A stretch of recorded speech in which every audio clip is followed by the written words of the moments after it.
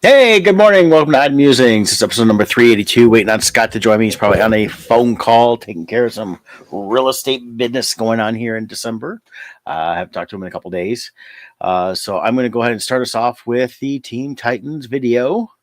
So let me just scroll to that real quick here, and we'll get that going for you. Oh, was it? So, yep, there it is. When it's time to hire a real estate team to help you buy or sell your biggest asset, you want a realtor who puts in the effort to train properly to help you win. You want a team that works hard to understand the current real estate market. A team that attends your home inspection with you and knows how to negotiate all the potential issues that may come up. A team that works together on all transactions, making us available anytime you need your realtor, including evenings and weekends. A team that understands what it takes to negotiate and win when there are multiple offers on the table. We have been training for this moment. The moment of making your real estate transaction a success. Who are we? We are Team Titans of Real Estate. Team Titans is ready to put together your playbook to win in this current real estate market. Call us at 586-232-5144 and ask for Scott or Jill. Together we can achieve more.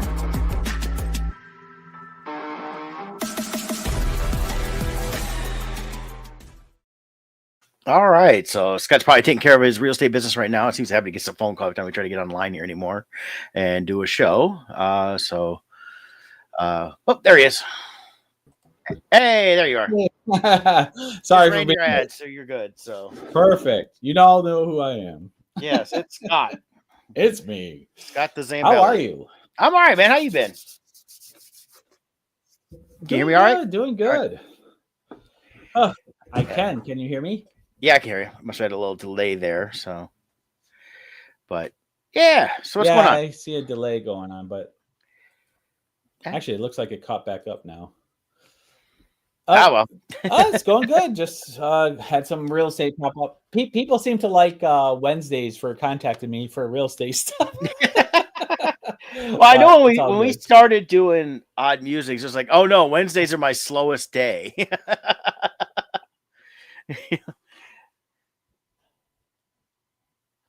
Yeah.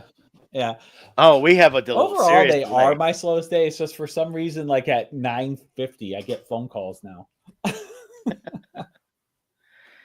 You may have to tether your phone. Maybe I'll sign out real quick and then sign back in. See if it's all right. Yeah. Could be I didn't tether this morning. Let me try that first. Yeah. I jumped on so fast. We're both on two different dimensional time vortexes here. Let's crossed get the tethering done. I am my own IT department. Yes, aren't we all anymore? So I'm sitting here and I've been adjusting. I've been redoing my desk, so I got stuff all over the place right now. And Scott's taking care of them because I got a new drawer. All right, I've selected tether. It's just got to switch over. Okay. Has it switched yet? Okay, let's see if I'm in sync now. Can you hear me? I can hear you. Okay, so I am on tether, but you're delayed. So let me sign out real quick and sign back in. Okay. Bye, Scott. Bye. So let's see what happens there. So hey, how's everybody's Thanksgiving? Ours pretty good. Cooked, watched some football. Go Lions. They pulled out a squeaker there. That's the first time they've won in several years. So, and Scott's back. Let's see if he's in sync. Am I in sync? Yeah, I guess. Yeah, it worked. Sounds like it. Yep. Oh, perfect. Okay. I was just living 2 seconds in the past. There you go. It's all these weird time vortexes are going on in the world. Yeah, nowadays. they probably were running the collider, Hadron Collider thing or something. Well, yeah, they screwed up enough stuff. Why not screw up some more stuff? So. Yeah. So how was your Thanksgiving? It was good. I was just mentioning that as to the crowd. I was watching us all. I think 3 people right now, and and it was good. We cooked. The Lions got a win. It was great to see that. They almost lost it, but thankfully the Bears now fired head coach screwed up just enough for the Lions to pull one out. So a little stat on that decision Eberflus made, or whatever his name is, the Chicago Bears coach.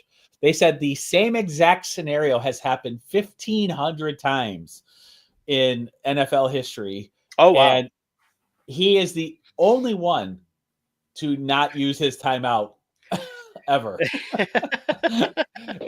Out of all 1,500 times that a similar scenario happened, Yeah, I don't know why they didn't call timeout, or even one of the players. I think he forgot. That's what I'm thinking. I was thinking they forget they have a timeout, and you see all these reaction videos now. People are like, "Oh my god, they're not calling timeout. What's going? The clock's winding up. What's going on?" I mean, it's just. I was even yelling. I'm a Lions fan, and I want us to win. I'm even yelling like, "Why is he not using a timeout? What's he doing?" Yeah, we had it on. We were eating with a lot, and it's like, "What is going on? Oh my god!" They're just, Even Dan Campbell looked confused. Like, did we just win? The video of the coach, he's had a rough year. They started off good and then just declined from there. I think there's some other stuff going on they're not talking about at all. Yeah. The look on his face was almost like, I'm not going to call timeout. I'm going to let them fire me. Maybe. Because I guess it's a pattern too with Chicago. Yeah. Where they get a brand new quarterback and then fire their coach that same year. Yeah. Well, they've had a lot of rough stuff. It's funny as I'd have to find it, but I saw a clip, and it's the old Saturday Night Live bit where they were the Bears guys were quitting being fans of the Bears, and they were getting rid of all their stuff. So they're going through all the stuff they have, which is hilarious. If you Google it, I'm sure you can find it, or look on the Peacock app. I'm sure they got it on there somewhere. And I do feel bad for the Chicago fans because their season was like 4 wins only, but 4 or 5 of their games, they all were last second losses for them. Well, the week before the Lions, they lost in overtime, and it was just and they should have won that game. It was just, again, I think it is boils out to the head coach. Yeah. And it just sounds like that he just did not care anymore. Yeah, it was odd. And yeah, I don't know. But I love the game. It was nice to see them win. It was a little bit as ugly as it was, I'll take the win. It's one of those things. But even like Campbell, he was he was thankful to win, but you could tell he wasn't going to get overpraise because they made a lot of missteps. But so. you know what? The good teams learn how to win ugly games too. Yeah. Not every win can be pretty. And I said afterwards that my thing with this is the Lions needed it's glad they got to win, but they needed to kind of get rattled a little bit like that. They had a couple good games in a row where they were just dominating, and now that they got kind of slapped down a little bit by one of the lowest teams in their division, they now can realize that, okay, we can't come in and think we're just going to dominate. We got to come in and play hard like we did every other game before that. And they've got Green Bay coming up tomorrow night. The Vikings will be coming up again. It's a tough finale here coming up here for the end of their season because, and then you factor in somehow they've had a lot of injuries and they keep overcoming. But how deep can you go? I mean, we keep going to the well with these guys, and so far they keep every single player who has come up to fill a spot has stepped up. And we've got some great names coming up here, but can they keep digging into their depth? That's the question. The other thing is they're also looking around. They're pulling from other practice squads and bringing them to the Lions practice squad. And they're not telling you you're going to come in and start right away, but they're bringing them in there to see what fits.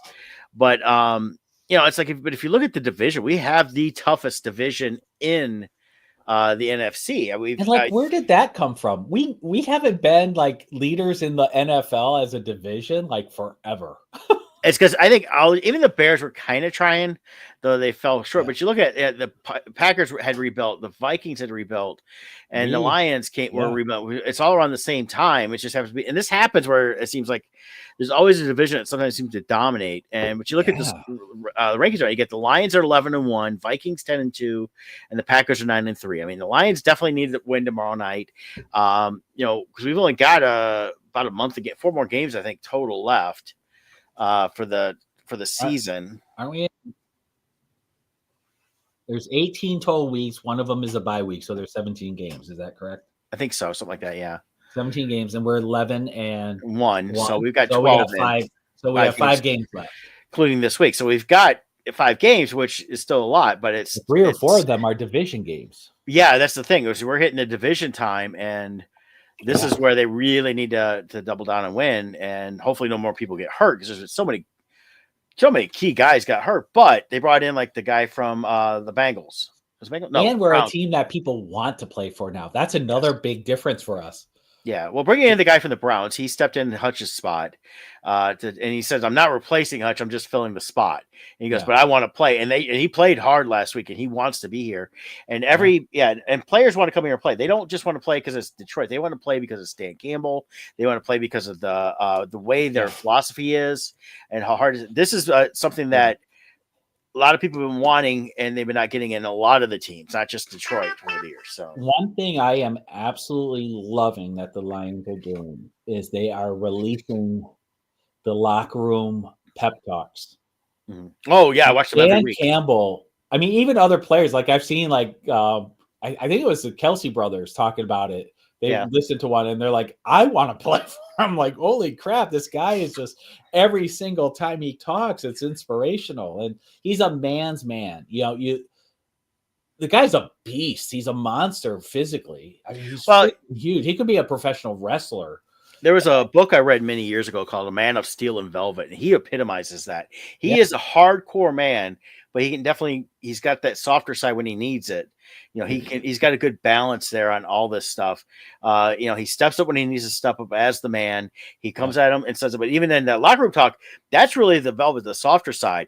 That's where he gives the praise. This is what you did. This is what was great. And then when you have like a player, was it Jameis Winston that he threw the ball to one guy's face towards the end of the game because he was running his mouth.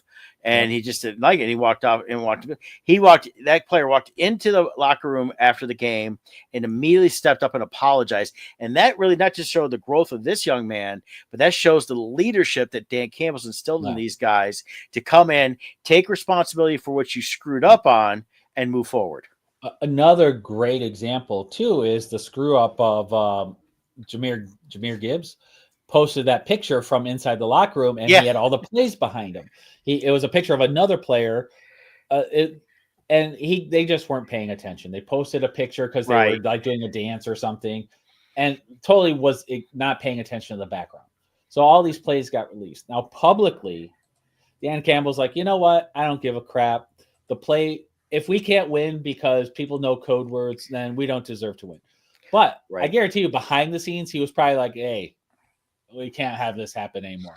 And I'm sure that player felt horrible because they loved Dan Campbell. He did. He didn't. It wasn't anything he was thinking. It was again a non-thought thing, and he apologized already for it. But publicly, he did not crucify the player. No, and that's the best thing about it is they handle it internally, whatever they're going to do. But it's like Campbell said, "Hey, they can know what we're doing and I think that's also a nod to all the supposed sign stealing scandals we've had in all the different sports. Like, hey, they can, if they know what it is, fine. If we're not playing it right, it doesn't matter. So, Dan Campbell's like, "We can publish our whole playbook. It doesn't matter." And then Ben Johnson's like, "Well, how do you know we didn't let those plays be seen?" Well, I believe that's why the Ohio State coach was looking at it and goes, "Oh, is that Michigan's plays?" Yeah. Oh, that's another that's irritating me. The whole scuffle thing. Ohio State has done demeaning things on the Michigan field. Yeah. Planting the flag. So many people are like, "Oh, that's horrible. They planted the flag." So many teams do it all the time. Well, it started with Baker way back when he was in Oklahoma, and he did that. Yeah. And that's kind of where it kind of got started. And we had this year, Texas and Oregon both planted their flags at Michigan State. Right. And the Michigan players didn't do anything. Why? You let it go. And they won. The thing is, this is, you don't like that. You don't like that they beat you in your own house. You should have played better. Yeah. That's part of the rivalry side of it. Even like on smaller level, like maybe we create a silly little trophy, just like we have the brown jug. What is that? Minnesota and U of M, I think it is. Yeah. I forget who it is, but they play for the brown jug. It's a trophy for that rivalry. And, whoever won, they take it home and they all like, "Hey, we got the brown jug." And have some stupid little trophy there. whatever. Well, But the problem is really, and it comes on. I've seen this on all different aspects of it. It's been not just and it's the players saying they hate the other team, and it's the fans who hate other teams. It's like mom's always talking about you've got to have two teams to be able to play. And I've had people in Ohio literally tell me, because I'm from the state of Michigan, they hate me. I know. And I look at them and go, I don't freaking know you. And I'm like, what's this all about? And they're like, football. I was like, we're not playing football. We're Comic-Conning here. I know. I mean, I have literally kicked a person out of the con. I talked about it many times. And I literally, he started that crap. I said, look, there's the door. Why don't you just get out of here? Yeah. I said, I'm not here to listen to your crap about some game that you don't even play in. There's a playful rivalry side of it where it's fun. It's fun to give insults back and forth in a playful kind of way. But then you got these fans that are just like, oh, I hate you. It's like, what? It's a freaking football game. Whatever happens is, if you had fun cheering for your team, at the end of the day, my life didn't change. What cracks me up too, it's usually like, even with U of M fans, U of M fans can be obnoxious too. Mm-hmm. And I'll listen to them and it's like, oh, did you go to U of M? No. It's like, well, I went there and I don't care. Like I'm happy when they win, but it doesn't ruin my hour if they lose. It doesn't. Don't let it ruin your life or your weekend or whatever. Yeah, and I don't understand the complete hatred, because I've literally had Ohio State fans say, I just wish that they would all go away and never come back. I'm going, well, then what would you have to complain about? We'd still be winning. We beat them. Like, that's not beating them. All great heroes need a great villain. Yeah. U of M is the villain for Ohio fans. Ohio is the villain for Michigan fans. It gives fun to the sport. Enjoy it. Well, and that's the whole thing. And the thing is, this is really, it boils down to Ohio State talking about them a little bit. Their coach ran his mouth. Yep. Talking about how tough they are, because that's what Michigan's talking about, how tough Michigan's comes at toughness, and they've been talking that way for a long time. And this year he's like, we're tough. And then he's talking about we're going to bring 100 points to the score. They're going to just, I mean, they were 3 touchdown leaders in this going into this thing. It's definitely was huge to keep it that close. The thing is, it's the biggest rivalry game there is. And when either team is not doing well, they always come into this game with, we have nothing to lose. Yeah. And Ohio State had everything. They thought they were going to walk all over Michigan. They thought this was going to be like the Rodriguez years or whatever, where it was where Michigan sucked, and they were not winning against Ohio State, prior to the changes we've had the last few years. But the thing is that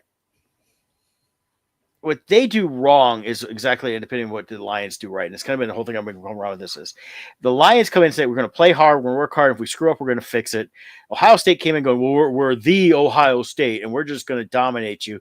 And they got dominated by a walk-on quarterback who really can't pass downfield. And I'm quoting other people on this, but the thing is, they did what they had to do, which is the run game. In the last 20 years, Michigan, Ohio State, the winner has always been the team with the biggest rushing yards.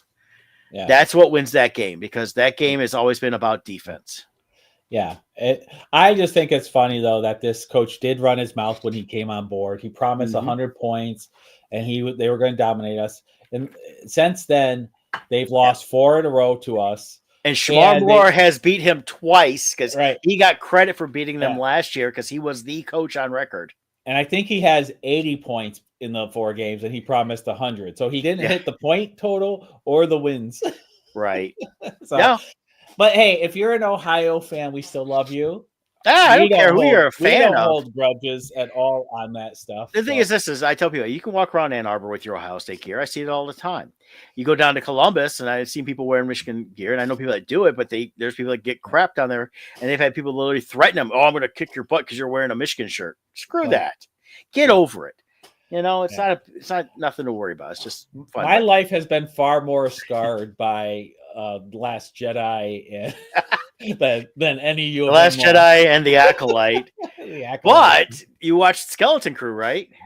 Oh my God. What a breath of fresh air. Now, here's something interesting I read about this. So this is, I think, a slight spoiler, but you figure it out in the first. I was kind of thinking this way, and I got confirmed by a Forbes article. Okay. There's ties in this to the High Republic era. but it doesn't. I don't know if it's tied into anything that was done or not because of this is all centered around the planet where these kids come from. Yeah, you got the planet, and then who knows how old this ship is that they're Right. on. So I'm guessing that comes from that old era as well. Yep. But wow, absolutely love it. Star Wars at its core, George Lucas's vision. Mm-hmm. It was always intended for 8 to 10-year-olds as the primary audience, with adults being a secondary audience, and that's they captured it. They captured it perfectly. The kids are so well written. This feels like a Steven Spielberg type 1980s. I've felt that way too, and it's being compared to that a lot of an ambulance style, and it is. It feels like, what he did with the Goonies, what we saw through the 80s with all these type of kids movies, Explorers, Russian Attack, Monster Squad. Now, one thing that adds to the feel of it being Goonies, I don't know if you're aware of this or not, the composer for the music for Skeleton Crew is the son of the composer who did the music for Goonies. I did not realize that. That's cool. Yeah. So I thought that was a cool little connection there. But the writing spot on for that feel. The kids don't feel a lot of times when they write roles for kids, it's an adult trying to write like a kid and it comes across that way. These felt like true kid interactions. Yeah, it felt, like I said, it felt like Little Goonies in terms of the writing, how they were bantering, how when you got the two people here, the main kid we follow at first, and then he meets up with the troublemaker girl and her friend, and how they banter back and forth. It really did feel exactly like that should be. Yeah. I'm really looking forward. Do you know how many episodes this is supposed to be? I want to say 8, but I'm going to double check right now. Well, we're already 2 in, so this is already one. I mean, we'll see where it goes, but based on the first 2 episodes, I really hope we get like 3 or 4 seasons of this. Yeah, 8 episodes. This is exactly this along things like they've done with. Well, it's also set post Jedi, and they set up. I like how they set it up with the opening thing, talking about the pirates in the Outer Rim, basically, or outer edges and stuff like that. So it's not. This is not necessarily a core planet show. We're going to be out on those outer edges where it was more lawlessness as the New Republic was trying to keep order. One thing I love about new Star Wars product, though, series and franchises, is when they, in a really good, true to the core of what Star Wars is, way, they show us an expansion of the universe we haven't seen. So the opening battle with the space pirates, really cool way of seeing this boarding technique that we've never seen was awesome. in Star Wars, and a battle that in a way we've never seen in Star Wars. So that was really refreshing as a Star Wars fan. And it had an homage to episode 4 right there at the beginning with the boarding of Vader and the Stormtroopers, and the way they lined them up. I was like, they just boom, boom. But it's how does space pirates do it? Yeah. Perfect. The other thing where they grew in a way we've never seen is, Star Wars takes environments and makes them into whole planets. Yeah. We now have like a suburbia planet. We've never seen a Star Wars suburban lifestyle. I think they did it in a way that still kept Star Wars in the mix, but felt very suburbs at the same time.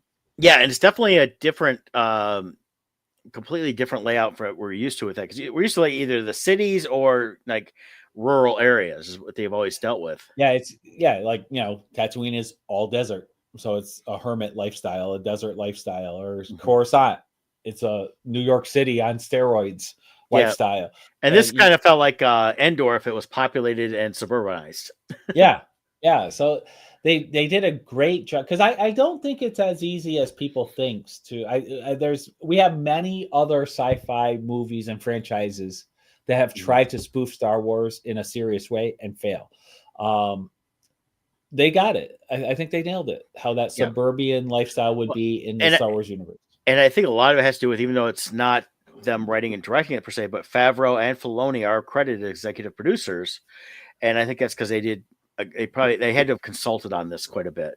to keep it in line with what they are doing with the, as they now call the Mandoverse, which is this is when this all takes place. Well, and some of those pirates we did see in the Mandalorian. Mm-hmm. The one in particular in the spaceport was he was the main bounty hunter or pirate going after Baby Grogu and the Mandalorian. He had his single fighter thing. Yep. I also love this droid. Star Wars does a great job creating droids with such great personalities. So we got this pirate droid. Well, I love when he comes to save the kids, and he's definitely in full pirate mode. His voice is pirate. One of his legs has a peg leg. Yeah. He has a pirate accent. And then I love how he's missing one eye, and it's a rat that lives in his head that keeps looking out and coming out. And then yeah, but he's also wearing clothes. So right. I think he's a little more sentient. So yeah. But yeah, I love everything they're doing. I love the characterization. I like how they introduced the Jude Law character, which we see in the poster there. And they didn't confirm, but you can kind of confirm who he is from the first episode to the second. You did notice Steve Urkel in that, didn't you? Steve Urkel. Yeah, Jaleel White's in it, which is interesting. He's got a part as one of the pirates. But yeah, I like the pirates. And then this whole pirate world they end up at, where they're the spaceport. You know, this is not you have to know where you're going to get there type place. They confirm. So real excited for that to really explore that aspect of stuff too. So there's a lot of cool mystery within this whole thing. Yeah, it's very cool. So I'm so pleasantly pleased by it. Like I said, breath of fresh air is how I can best describe it for the Star Wars universe. Yeah, so I'm looking forward to seeing more of those. And then we've got like Andor season 2, and then eventually Ahsoka season 2, which sounds like Ahsoka season 2 is going to wrap up that story. So this may be a great conduit as they're moving forward towards other stuff tied into even the Mandalorian movie and things like that. So we'll see. Definitely. Good stuff. Good stuff. Yeah. Then another thing we could talk about is I finally saw Transformers 1. Oh man, wasn't that good? Another so well done. I have to say, so watching it, I was really wondering how this was going to work out. So they've changed the origin story a little bit. Prior, the origin story was Optimus and Megatron in their younger years were gladiators, or Megatron was a gladiator. I forget exactly how it goes. They changed that origin, it looks like. But as I'm watching, I'm like, how are they going to make these happy-go-lucky teenager type personalities become the Megatron and Optimus we know? And boy, I was very happy with the storyline. They did a great, believable transition in their personalities. And I think that was probably the hardest thing to pull off, to be honest. Yeah, it was. I liked how it was. And they both have, it shows kind of, even in real world aspects where opposing forces sometimes have similar goals, but how they go about it is what makes them different. Mm-hmm. And that's where you see this a lot. You see them both coming at it from the same perspective at first, and then changing as they start understanding what's happening, what's going on, what they agree and don't agree with. And that's what I liked about it. And they really have set up a great start to continues to reboot this. And I like that they've done this, not bringing them like the original Transformers. They came right to Earth. I mean, that's where we saw them at. G1, all that stuff. To have more stuff like we've been seeing on and some of the like the Bumblebee movie, and now this it's drawn back to Cybertron, and I think it's I'd love to see more of this long before they come to Earth.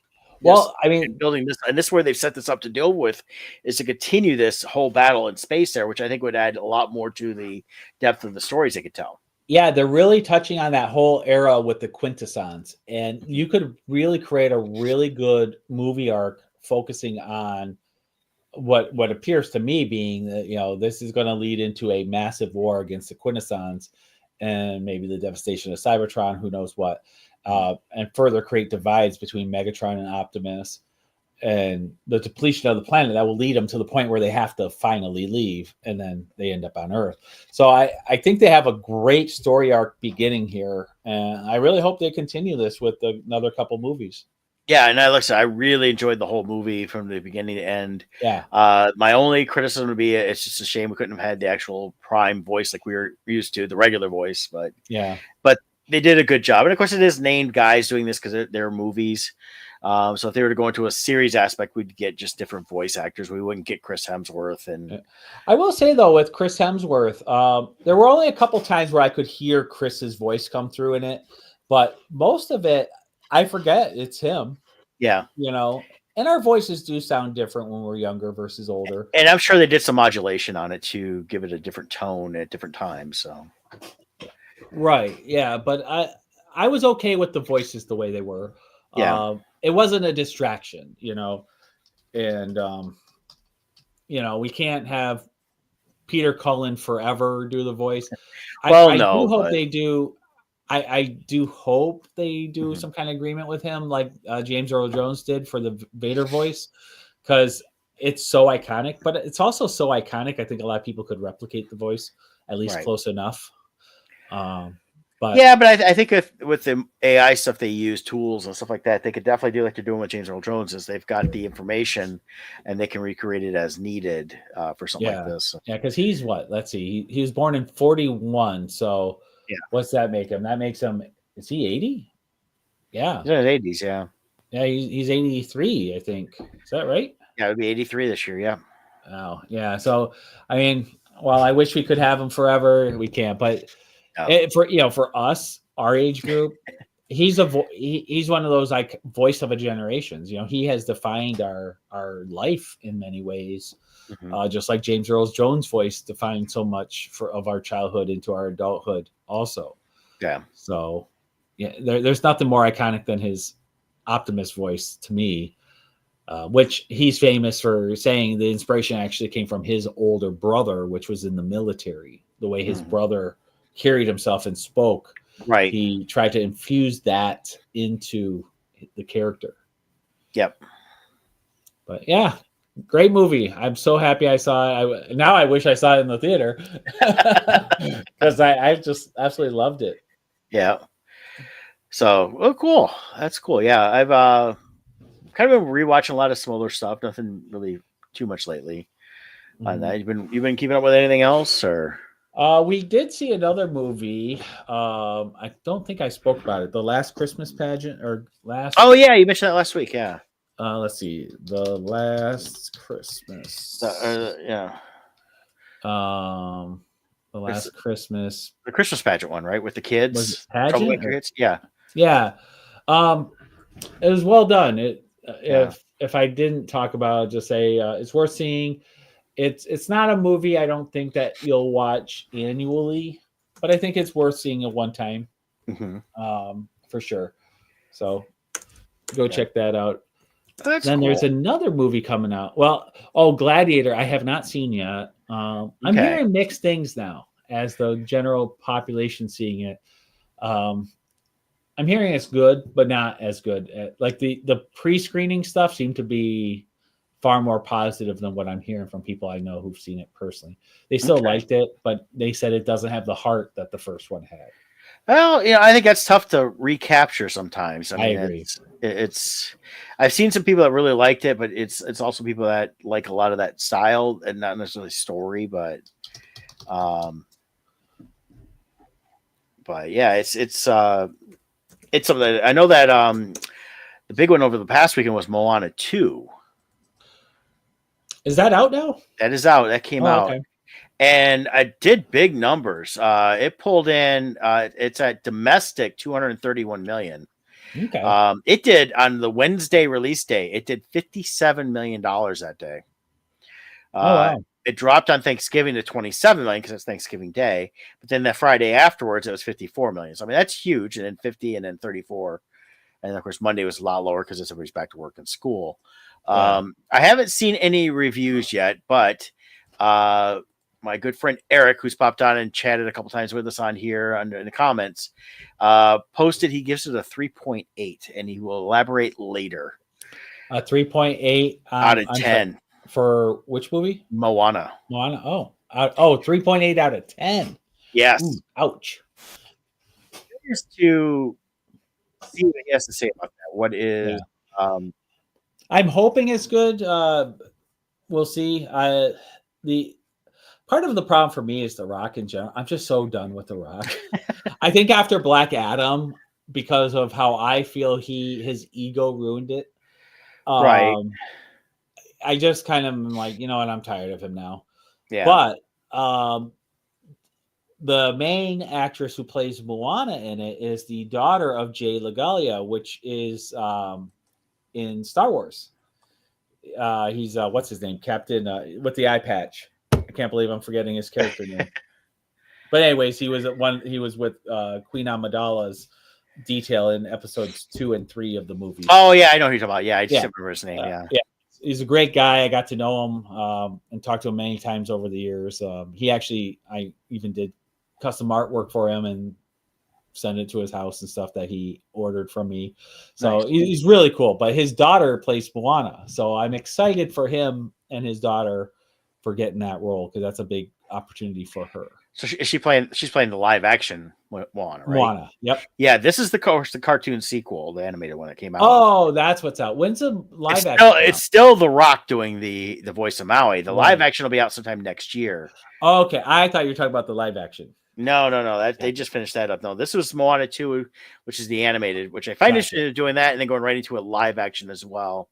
Mm-hmm. They're doing so many of these live action ones, Disney is, and it's like they've got, of course, the Snow White dropped the trailer. Still not going to go see it. That, if you read the comments, it's being slaughtered. Yeah, it has been for a long time. Nobody cares. And then you see that they changed the look of the dwarves to actually be real dwarves. But, but at the same time, it's like, if you're going live action, why haven't 95% animated then? It's ridiculous. Well, part of the problem is, so they first were using real little people. Yeah. And then Peter Dinklage spoke up, and so they canceled that, fired those actors. They all lost their job. And then they did this weird, goofy-looking dwarf CGI, but with the backlash on that, they changed the look again through CGI. Right. And so, but I guess by doing that, you don't have to reshoot the scenes. You just have to apply the new models. Well, and that's all they're doing, CGI. and it just sucks. So yeah, but. And the thing is regardless of even the main girl, all her talk and everything else, which is what I think hurts some of these movies too. The whole way they've gone about is ridiculous. And the fact that Dinklage could just come out and say what he said. There was a lot of people that that were little people, even like Brad Winslow, and said, look, we're all just trying to work here. Yeah. And him saying stuff just actually hurts that. Yeah. And I understand he's got some issues with it. And doesn't like the way sometimes the little people are done. But a lot of them are actors trying to work, and not everybody's going to have the same opportunity he had or come the same way he did. Yeah. So it's going to be something that they need to he needs to just drop and be done with. So the other problem is they changed the whole story. It's no longer the Snow White story they had. It's she doesn't need to be saved by a prince. It's the evil. The evil Israeli queen, we got Gal Gadot as the queen, the Israeli took their land and they're fighting to get their land back from the occupier. So I was like, oh, that sounds a little like a familiar news story. Well, they shot this like 2 years ago, so I don't know if that's been going on a long time. Yeah, I don't know if I know it has, but I don't know if that's the direction they were going with, whatever. I haven't, be honest with you, I just saw the drop trailer and I've stopped paying attention to anything other than when it pops up where I don't have a choice but to see it. So, but the point is, Snow White is now the badass fighting to save everybody. And it's like, that's not the Snow White story. Well, it's because you can't have any of those classic stories anymore because they don't fit the dialogue. But so we'll see where it goes. I don't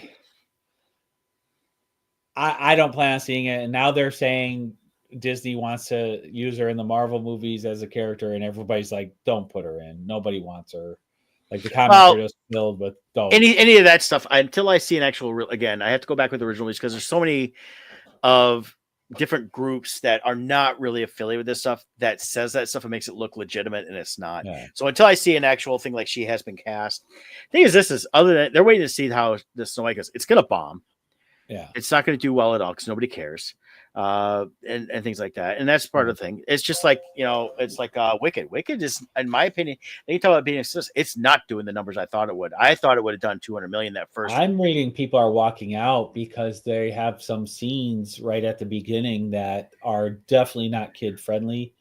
They're leaning towards certain acts, and so people are leaving with their kids because they're not happy with what's being shown. So I don't know. I didn't see the movie. Honestly, just seeing the actor interviews though makes me not want to see it. Well, that's why I didn't care for the one actress, and then the other one, she's run her mouth so much about she hated the poster that a fan did that happened to go viral that wasn't intentionally bad. And then they keep talking more stuff just like they did with the Acolyte, stuff like that. And it's like, you know what? You guys aren't promoting the show. You're not promoting yourselves. And what do you think? And the thing is, this is, as much as people want to say, oh, it's been great. It's been great. It's 2 hours and 40 minutes for a movie that the stage play does does twice the story in the same time. They've added a lot more. Now the book itself is different, and people can realize that. They're not. I don't think they're following the book directly. I thought they were more doing the play, but they could be mixing both in there now. Could be. But I, look at the numbers, and it did okay numbers over the weekend for a holiday weekend with Moana 2 coming out. But I really think the actor interviews are hurting it. Yeah, well, they've been really bad about that because they're very condescending to people. They are, and it's like you said, they're promoting themselves. They're not It's all about them and their lifestyle and all these side topics, and has nothing to do with the movie. Yeah, and so I had decided a long time ago, as much as I love the stage play, and I've talked about it many times, love the stage play, and the fact that the way they act, and then when I see the trailers, I didn't like the way they were portraying the characters, and everybody thinks Ariana Grande is this great voice singing. I can't stand her voice. Yeah, her singing and everything else. She's got too much of this higher breath sound, and it goes through everything. And to me, I just don't think she's pulling it off, and never has. But that's, again, people may love her and they want to like, that's fine. You can like anybody you want. I didn't care for her. I do wonder if studios are looking at this though behind the scenes and saying, like, are we better off doing away with the actor interviews? Like, I don't know. Snow White actress, her speaking up, and we'll see if she's in the Marvel thing. I wouldn't be surprised though if Disney does have a multi-picture deal with her for signing her. If they signed her as their lead for Snow White, they must have had a great deal of confidence in her at the time. And that was how many years ago now, though? Well, yeah, but if they signed a contract, the contract is still good, I would imagine. Well, the contracts would be good, but they can also put them into anything. Right. That's why I'm wondering, like, well, let's put her over there. I don't know. It's just like any actor. When you see an actor that does something and you're like, why'd you do that? I had a contract. I got paid. Right. And that's all it is they were trying to fulfill the contract. Either the studio's trying to get them be done with the contract, or they wanted to do something just to get out of it to go on to something else. Right. So we'll see. But so many, I think these interviews are hurting Wicked. I think Rachel, whatever her name was, for Snow White, hurt her. With the Acolyte, they poisoned the waters through their own interviews, and that's what they don't even see that they're ruining their own product. Yeah, I did see with that recently. The main Jedi guy from Squid Game came out and was kind of acting like it was the fans or something like this.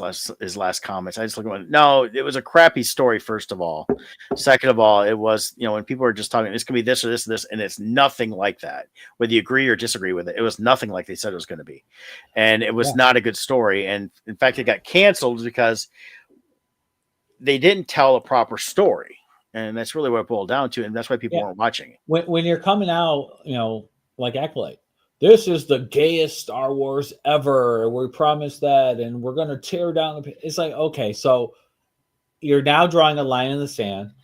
A, you're presenting it as something I have no desire to see, and B, if I do watch it, my ratings for it will help you see people want this.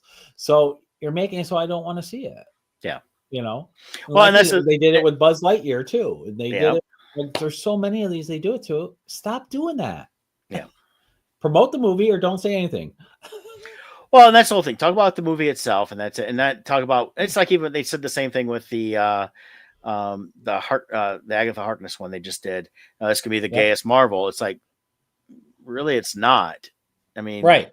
And even with characters being gay, and it doesn't matter if you're telling a good story. It's not about that. It's But if you're Right. coming at saying this is gonna be, we're gonna take whatever, and you could insert anything you want into it. This is gonna be the straightest movie you've ever seen, and all you're gonna hear is people preaching about being the straightest ever.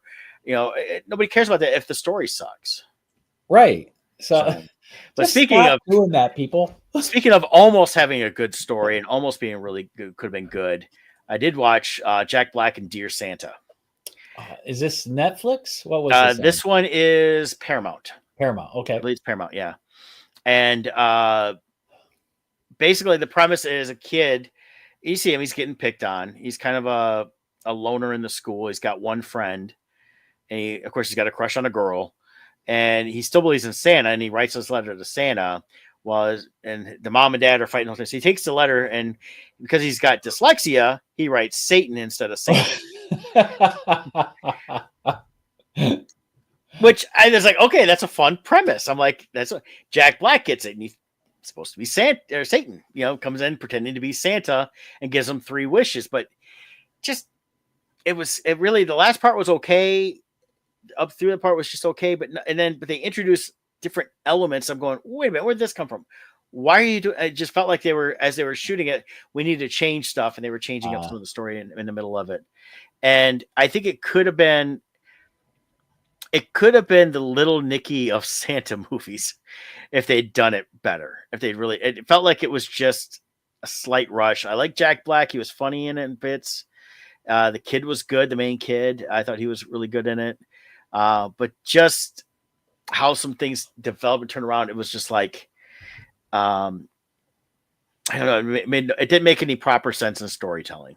So I would say watch it for free. Don't pay to watch it. Don't pay to buy it. Okay. So worth a one-time watch though for free. Yeah. Okay. Yeah. And like I said, it could have had some really good redeeming qualities in it in terms of the story. Like I said, it could have been, like I said, a little more Little Nicky-ish in terms of that storytelling and how you had, gone from there. But yeah, it wasn't. All right. Very good. I wanted to talk really quick. There's a movie coming out soon. It's not till December 20th, but I wanted to give it a little shout out. Okay. It's called Homestead. It's in theaters December 20th. It's by Angel Studios, who they do a lot of Christian-based movies. This one looks really cool. So they're trying to do more cinematic movies that will speak to a general audience, but usually there's a Christian theme behind it. And this looks really good. It's nuclear bomb goes off I think it's in LA somewhere. Some major city, a nuclear bomb goes off, and it was kind of like, apocalyptic, kind of end of the world, dystopian type stuff starts happening. And it looks interesting. So something, maybe go online, look up the trailer, go see it, see if it's something interesting, but looks like it's going to be cool. So I'm going to go see this when that comes out. Okay. Yeah. You see them all fighting for the toilet paper. Yeah. It's, I think what it is, based on what I've pieced together, is see him, the guy with the cowboy hat there. He is like this, I believe it's him. Some wealthy guy kind of has a end of the world scenario in place where if some certain things happen, all these high paid mercenaries come to his homestead, and he's kind of got, they're defending the homestead there. And I think you're following the main character, I think is one of the hired mercenaries, and he like grabs his family and brings them along, and kind of see what happens there. But yeah, we'll see where it goes, but looks interesting to me. Yeah, it does look, I wouldn't mind seeing that one too. It does look pretty good. Yeah, it looks well done from what I could see. So there was a movie that came out a couple years ago. I remember seeing. I'm trying to think of the name of it. I was trying to think of the actress that was in it. I thought it was Jennifer Gardner, but it might have been. It was it this one here? Yeah, the Leave the World Behind. Oh yeah, the trailer that you showed there for this Homeland, not the same storytelling. I'm not saying that, but the initial vibe of it was something happening. Looks similar, but this looks like I said taking place in this house where they did. Yeah, did you see Leave the World Behind? I did. It was okay. Yeah, I thought the movie was great until like the last 20 minutes or so. The Like, payoff wasn't good. it took a weird turn, and I'm just like, what?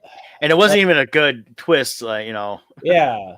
The first hour, I'm like, oh, this is really good. This is cool. I liked where it was going, and it just fell apart.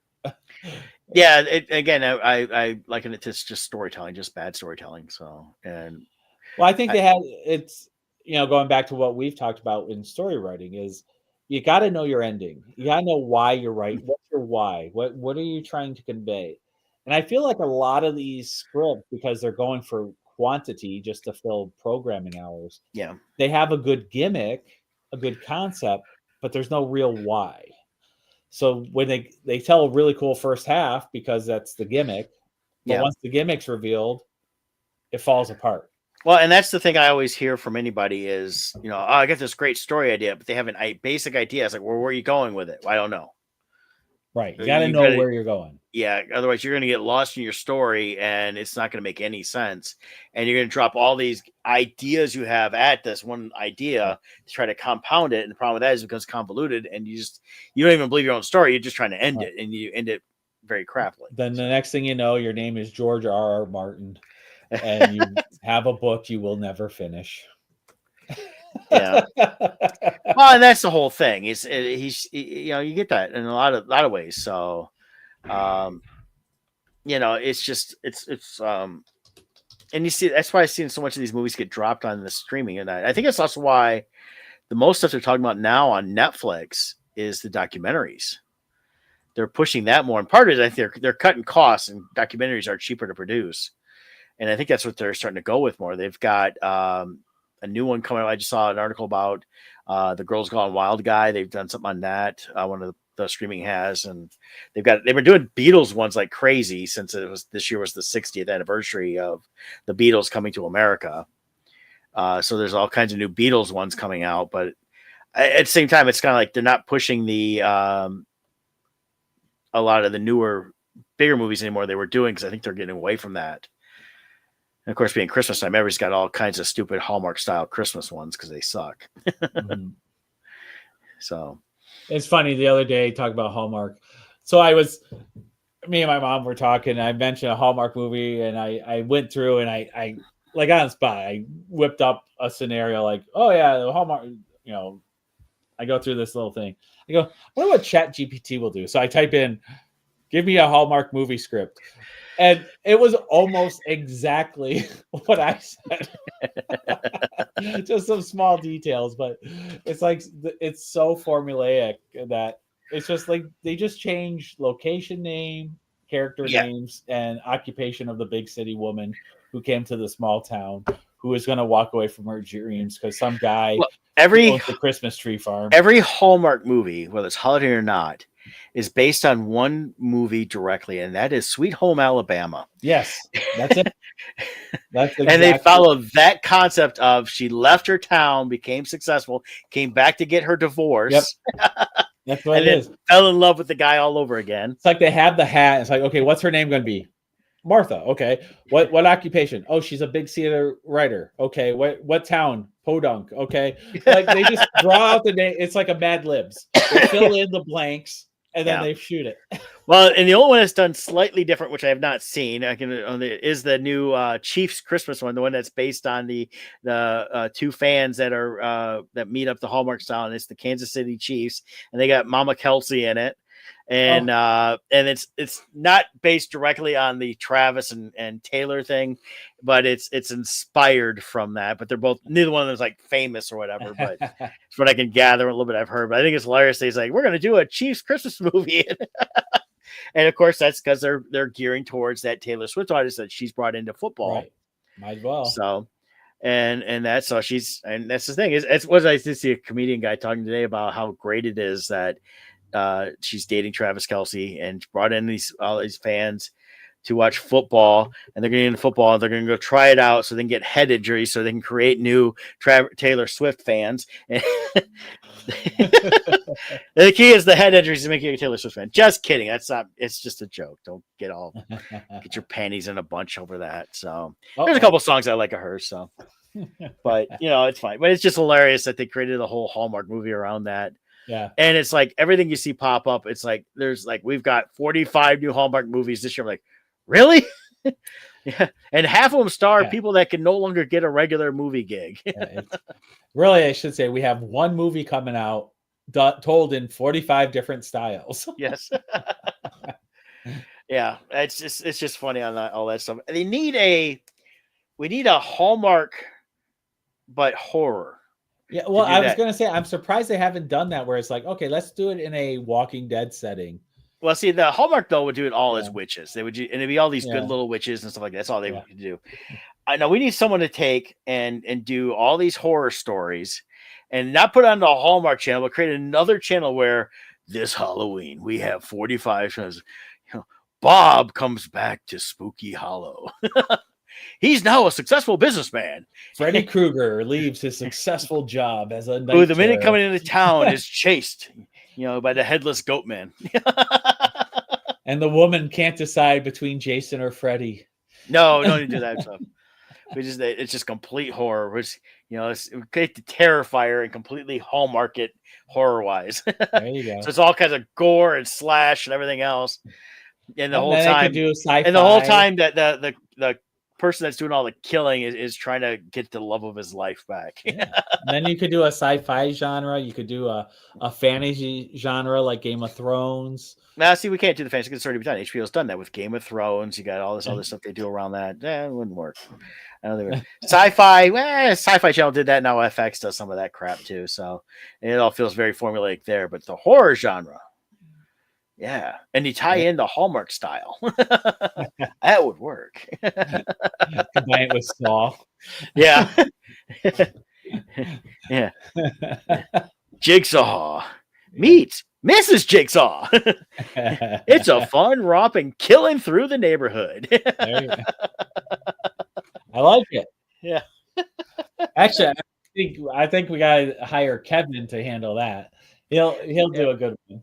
Yeah, we do you got to bring in not just the slashers, bring in the classic monster stuff, bring some Hammer horror, things like that. It would be awesome on stuff like that. So, but yeah, so it's it'll be fun on that. So as we're wrapping up here, I won't be here next week. I'm going to be gone. All right.